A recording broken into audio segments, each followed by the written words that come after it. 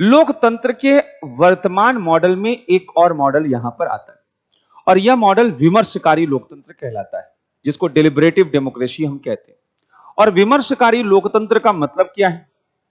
Joseph बसेट एक विचारक थे, 1980 के दशक में उन्होंने यह शब्द यहां पर दिया था। क्यों दिया था, क्या परिस्थितियां थी, पहले एक बार उसको भी समझें।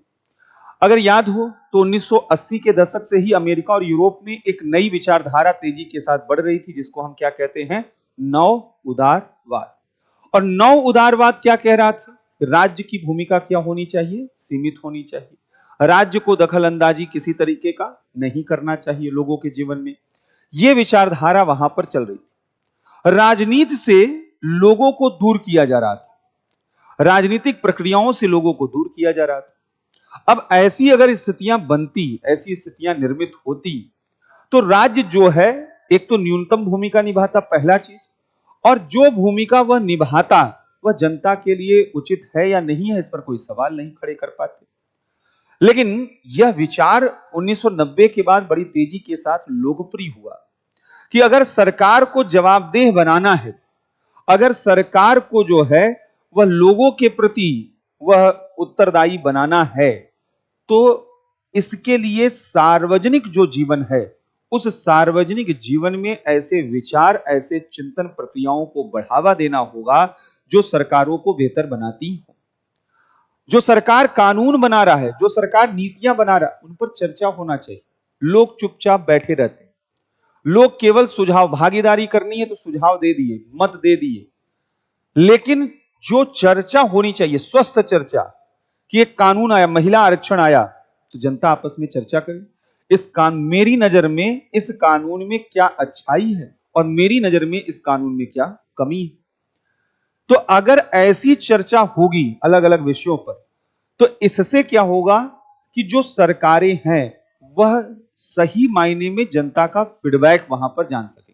जैसे अभी मीडिया पहुंचे और पूछे कि मिस्टर प्रिंस आप बताइए कि वर्तमान सरकार को क्या करना चाहिए, क्या कमी है और क्या करना चाहिए।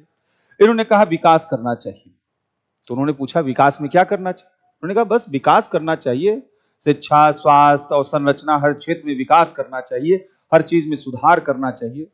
फिर पूछा गया, अब अगर अस्पष्टता ही नहीं इनके पास है, तो इस अस्पष्टता का जो है, अस्पष्टता का कोई प्रभाव जो है सरकार पर नहीं पड़ेगा। लेकिन इन्होंने पॉइंट आउट करना शुरू किया। इन्होंने कहा कि जैसे मैं बताना चाहूंगा कि अभी हमारे यहां बेरोजगारी की दर इतनी है, हमारे यहां पर ये उद्योग हैं जिनमें संभावनाएं हैं, सरकार की ये नीतियां हैं इन उद्योगों के खिलाफ है। सरकार अगर इन नीतियों को परिवर्तित कर दे तो मुझे लगता है कि इन उद्योगों का पुनर्जीवन हो सकता है और लोगों को रोजगार मिल सकता है। शिक्षा के क्षेत्र में हमें लगता है कि सरकार वह प्राइमरी एजुकेशन पर ध्यान नहीं दे रही है, प्राइवेट जो है शिक्षण संस्थानों के हवाले जो है छोड़ दिया है। जो सरकारी विद्यालय है वहां के पढ़े हुए बच्चों को कोई अच्छा परिवेश, अच्छी गुणवत्तापूर्ण शिक्षा नहीं मिल पा रही है। बड़ी संख्या में हमारे जो विद्यार्थी हैं उनका कौशल विकास नहीं हो पा रहा है। मेरा मानना है कि सरकार को वह प्राथमिक स्तर पर विद्या, तो अगर इस तरीके से चर्चा होगी तब तो इनपुट आएंगे ना। तो सार्वजनिक मंच जो होता है, सार्वजनिक जो जीवन होता है, वह शांति का क्षेत्र नहीं है, वह जोन ऑफ पीस नहीं है। मतलब इन लोगों का यह मानना है, जो विमर्शकारी लोकतंत्र है उनका कहना है कि जो जनता है वह केवल अपनी बुनियादी जरूरतों को पूरा हो जाने के बाद अपने घरों में शांत रहे, ऐसा नहीं होना चाहिए। वह केवल अपने व्यक्तिगत हितों के बारे में सोचे, ऐसा नहीं होना चाहिए। बेहतर लोकतंत्र तब आएगा जब सार्वजनिक मंचों पर बेहतर चर्चा और परिचर्चा हो। हमारे यहां पर पहले भी यह समस्या थी और अभी भी समस्या है। हमारे यहां यह देखा जाता रहा है कि एक बड़ी संख्या में लोग जो हैं उनको लगता है कि राजनीति में क्या चल रहा है, क्या नहीं चल रहा है, इससे कोई हमें फर्क नहीं पड़ता है। उनका यह मानना है कि हम अकेले क्या कर सकते हैं। और यह बहुत पुराना यहां पर बहस है कि एक अकेला व्यक्ति क्या कर सकता है। मान लीजिए कि कोई व्यक्ति कहे कि मैं ईमानदार रहना चाहता हूं, लेकिन मैं अकेले ईमानदार रहकर व्यवस्था में क्या कर पाऊंगा? कुछ नहीं कर पाऊंगा। आप बहुत कुछ करते हैं। इस तरीके की जो धारणाएं होती हैं कि हम अकेले कुछ नहीं कर सकते हैं, यह भी एक नैरेटिव बना दिया गया है।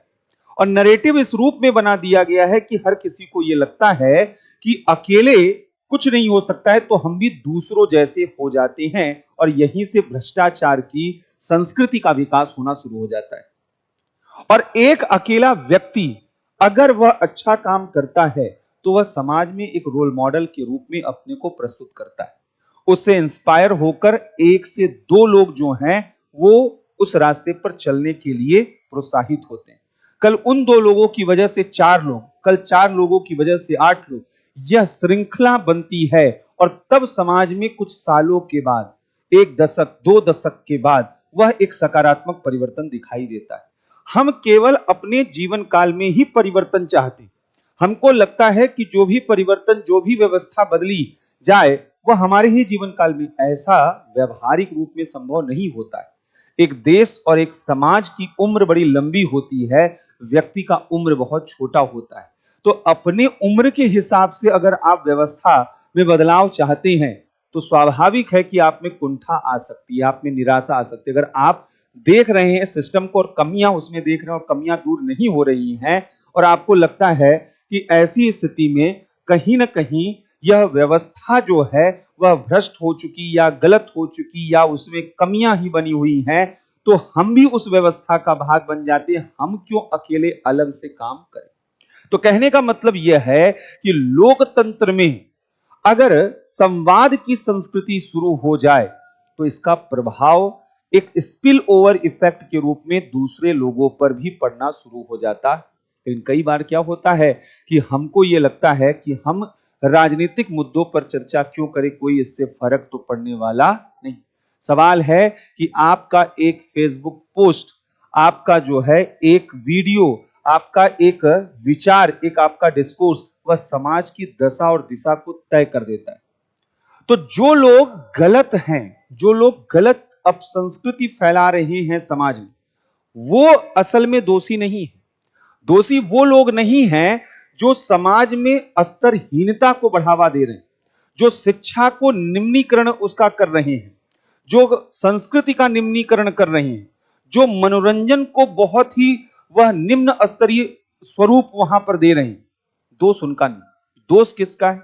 दोष उन लोगों का है जो बुद्धिजीवी हैं, दोष उन लोगों का है जो रचनात्मक है, दोष उन लोगों का है जिनमें समाज सुधार की प्रेरणा है, जिनमें जज्बा है, लेकिन कहीं न कहीं संकोच, झिझक और इस व्यवस्था की नकारात्मकता को देखकर वह अपनी भूमिका नहीं निभाते, वह छुप जाते हैं, वह कहीं पर ओवरशैडोड हो जाते हैं।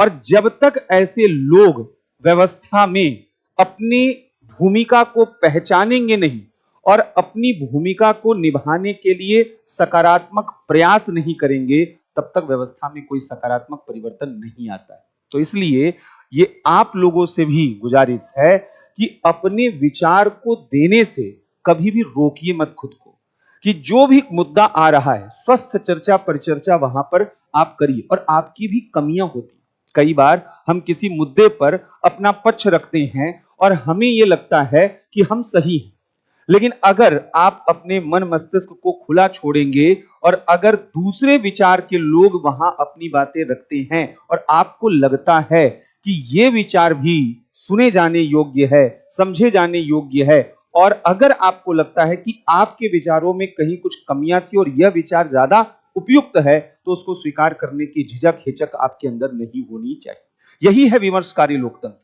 यही लोकतंत्र को तब मजबूत और बेहतर बनाता है। और इसलिए हमको यह समझना होगा कि सत्य पर किसी का एकाधिकार नहीं होता है। कोई ये कहे कि हमारा ही सत्य वह पूर्ण सत्य है, तो यह इससे बड़ा भ्रम कोई नहीं हो सकता है। हम सबके सत्य अलग अलग है, हमारा वर्जन ऑफ ट्रुथ अलग अलग है, आपका अलग है, आपका अलग है, अलग आपका अलग। सबके लिए सच के मायने अलग अलग होते, और जब समाज में हर तरीके के विचार आते हैं तो उनमें जो सबसे प्रभावी विचार होता है वही सत्य बनकर वहां पर सामने आता है। और इसलिए यह जिम्मेदारी उन लोगों की बनती है जो समाज के बारे में एक सकारात्मक विचार रखते हैं, मूल्यपरक विचार रखते हैं, कि वे अपने विचारों को प्रभावी रूप से प्रस्तुत करें। और अगर ऐसा करते हैं तो निश्चित रूप से एक सकारात्मक परिवर्तन की दिशा में अपना बड़ा योगदान वहां पर देंगे। हरी बात सुनिए। तो इसलिए डेलिब्रेटिव डेमोक्रेसी, विमर्शकारी लोकतंत्र की बात यहां पर की जाती है। तो विमर्शकारी लोकतंत्र में बहुत से विचारक रहे हैं। इसका जो बुनियाद दिखाई देता है जेएस मिल के विचारों में दिखाई देता है। बाद में आज के समय में हैबरमास से लेकर तमाम तरीके के विचारक वो ये बात करते हैं कि सार्वजनिक मंचों पर खुले स्तर पर चर्चा और परिचर्चा हो, सब अपनी अपनी बातें रखें और उसके माध्यम से व्यवस्था में सुधार की प्रक्रिया को आगे बढ़ाएं।